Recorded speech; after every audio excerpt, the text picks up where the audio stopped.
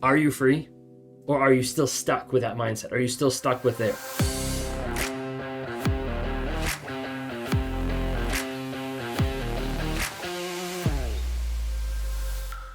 Have you left your toxic relationship but still feel stuck?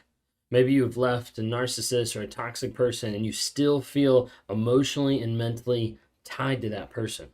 Sometimes you feel like maybe I've been away from this person for 5 days or 5 months and I still feel mentally stuck. I still feel mentally like a slave sometimes of having to get pulled back to this person, of getting pulled back to someone that I know is toxic, that I don't want in my life, and I don't understand. Why can't I be free? Is that a question you've ever asked? Is that a question you've thought, or even just hearing this, you've experienced being like, wait a second, like this is actually something that I feel and that I resonate with, is the idea of like not being free from the narcissist even after being away from the narcissist. You see, a lot of times people struggle with the idea of the mindset shift of getting free from the narcissist even after, because just leaving doesn't always cut it. Just leaving is not always enough to be free. What I want to share with you today is 5 aspects of where freedom starts, of how to have freedom, getting away from that narcissist, but with the mindset, with the thought process that goes along with that. If you guys are new here, my name is Ben Taylor. I'm a self-aware narcissist on this platform to provide awareness, growth, healing, and change. Would love to have you interact on any of the other platforms. We've got Instagram, Facebook, TikTok, YouTube. We're also on Amazon Music, Apple Podcasts, Spotify, anywhere like that. Give us a like, give us a listen, subscribe, just help share some of the content, because the main goal is awareness, to let people know what this is. What I want to encourage you today is you might have either in your life this going on, or you might know someone in your life that's struggling with this. Would you share it with them today just to be able to help them understand what they're going through? Because freedom doesn't always come with a location. A lot of times it has to come from the mind.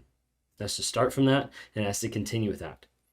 We'd love to have you join with us in a community of like-minded people. Download the NARC app. Stands for Narcissistic Abuse Recovery Community. Like-minded people helping you grow, heal, and change. Courses, tracking no contact, learning about boundaries, healthy dating after abuse, monthly coaching, a ton of different stuff that's packaged up inside that app that we're trying to help grow people and help people understand how to continue that process moving forward of healing, growth, and change. Check that out, okay? So when we're thinking about narcissism and we're thinking about getting out, a lot of times the biggest struggle that we talk about is getting free from the narcissist, getting away. But the thing is, just getting away, just getting to the place where you're no longer in contact, or you're in the same vicinity or the same state or wherever it might be, isn't always enough. And sometimes it doesn't actually do much difference. Because if the mindset isn't changed, if the thought process is, if rewiring the story isn't actually changed, then you're going to go back. And almost every single time, people go back time and time again because they're trapped in the idea of what that was, or the person that it was, or the potential, or the hope that that person gave them. Because freedom doesn't always start with location. Freedom starts with the mind and what you're going to do and how you're going to grow from that. A lot of times people are stuck going back and stuck with that thought process because they're stuck in a trauma bond. And if you guys don't know what a trauma bond is, I've done a lot of different videos about trauma bond. What it's based on really quick is hope and potential and cognitive dissonance. And one of the only ways to get away from that trauma bond is to understand the truth and rewire your mindset.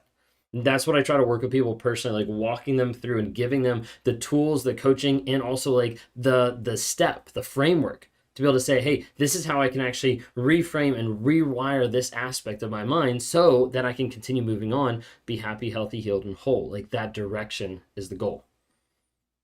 A lot of times when people are stuck in a trauma bond, they're stuck thinking and wanting to go back, which oftentimes is a toxic fantasy. It's an idea that this is good, or this is what I need, or this is who I'm supposed to be with, or my soulmate, or whatever it might be. But it's tied into stuff, almost like Stockholm Syndrome. It's tied into stuff that shouldn't be tied into, that keeps pulling you back to that toxic person. What I want you to think about is when people leave, a lot of times their mind is still stuck. That trauma bond, cognitive dissonance, that toxic fantasy, a lot of times when people still leave, their mind is still stuck. It still wants to go back to the narcissist.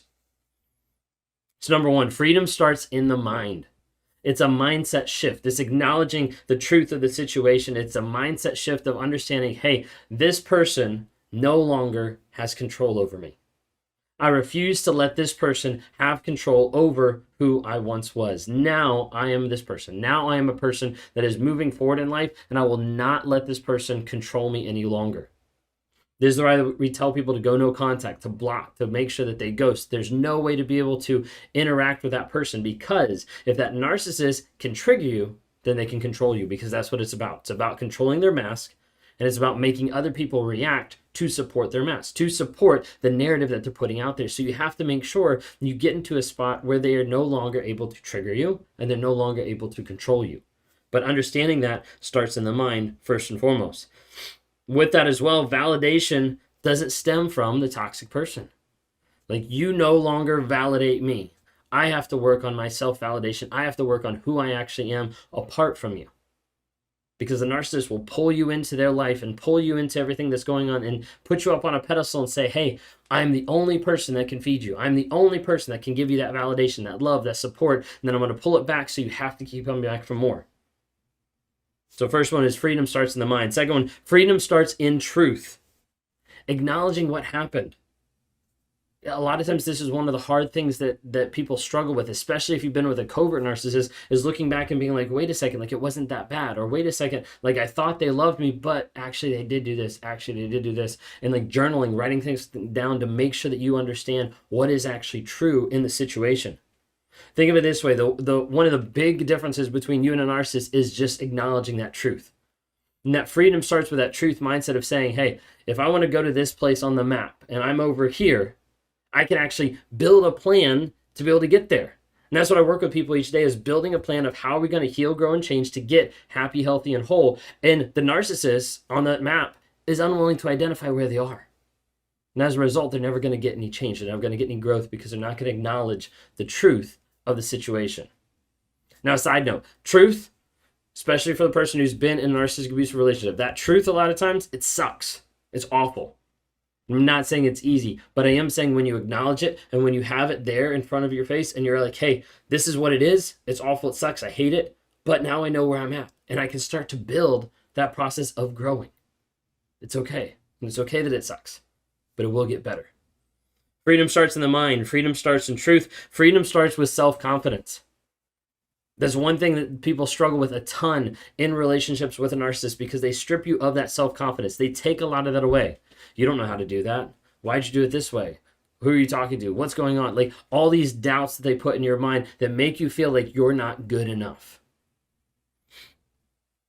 A lot of times with building up that self-confidence is getting to the place where you start to follow through with the things that you said. When people are trying to build up self-confidence from nothing to something, it's those small incremental steps that sometimes say, hey, there's 3 things I'm going to do today, and I'm going to accomplish them. And they come out and they accomplish them. And they're like, look, I actually accomplished those 3 things. Now tomorrow, I'm going to do another 3 things. And they start to build that repetition. And over a period of time, they start to be like, wait a second. No, I actually can do something. I actually can do this. This is something that I have confidence in because I've done it repetitively over a period of time.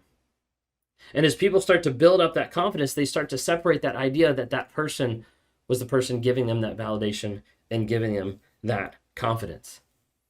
When people are able to set an intention and follow through with it, it builds confidence, and it also aligns them with where they're going long term. It starts to let them live in congruence of who they are. See, a lot of times people struggle with this concept because what they are is like, hey, I want to be this person, but how they're acting is this way. And so they're like, wait a second, like, how am I supposed to do this? Well, living in congruence is aligning those things. It's bringing them close together of like, hey, I want to have this intention today that I'm going to show up, I'm going to live, and I'm going to be this way for the people that love me and that are around me. And then when you follow through with that, that starts to build on each other. It starts to build that self-confidence. Freedom starts in the mind. Freedom starts in truth. Freedom starts with self-confidence. Freedom starts with knowing your worth. Just like self-confidence, worth feels like it was like stripped away. Of realizing, understanding like that person no longer defines your worth. A lot of times people struggle with the idea that that person and their values don't match, or that person viewing you a certain way, or like, why would this person do this to a person that's good or that loved them so much? And like understanding that how that narcissist, how that toxic person treated you had nothing to do with your worth, but had everything to do with the narcissist. Think of it if a person takes a diamond And they've got a choice and they can give it to two different people. One person takes the diamond, drops it in the mud, says, I don't need this. Walks over it, moves on. The diamond's like all dirty and kind of hidden. And it's like nobody really notices. The other person takes the diamond, shines it up, puts it on display, the right lighting, the right display to be able to say, like, look how amazing this diamond is. In those two scenarios, the worth of the diamond did not change. But the person's perspective holding it did.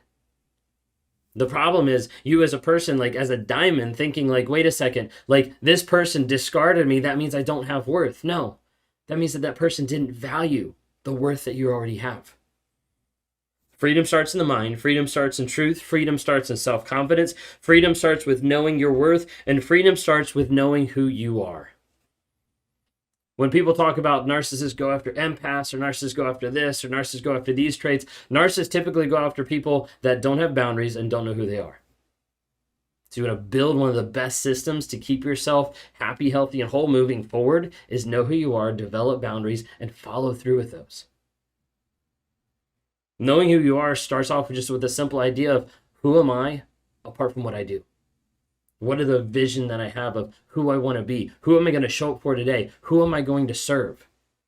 And how am I going to live that life with that intention, with that mindset, and with that mentality that's going to keep me moving forward with healing, with growth, and change?